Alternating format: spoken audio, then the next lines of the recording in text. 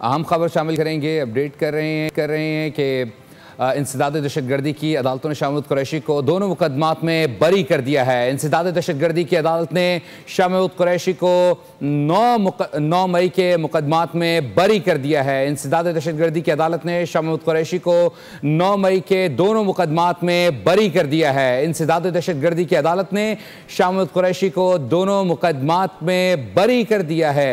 Update कर रहे हैं, इंसदाद दहशतगर्दी की अदालत ने शाह महमूद कुरैशी को दोनों मुकदमात में बरी कर दिया है। इसी पर मजीद तफसीलात जानते हैं नुमाइंदा बोल न्यूज़ अब्दुल रहमान से। अब्दुल रहमान, बताइएगा। जी बिल्कुल, इंसदाद दहशतगर्दी लाहौर की खसूसी अदालत के जज ने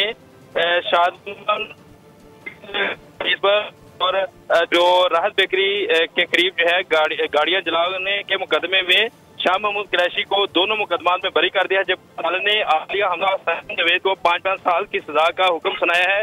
इसके अलावा अदालत ने महमूद रशीद और दीगर मुलजमान को 10 साल कैद सजा का हुक्म सुनाया है। 5 मुलजमान जो कम उम्र मुलजमान थे उनको अदालत ने बरी कर दिया है। अदालत ने गुज़श्ता जो रोज है मुकदमात का ट्रायल मुकम्मल होने के बाद फैसला सुनाया जो महफूज किया था।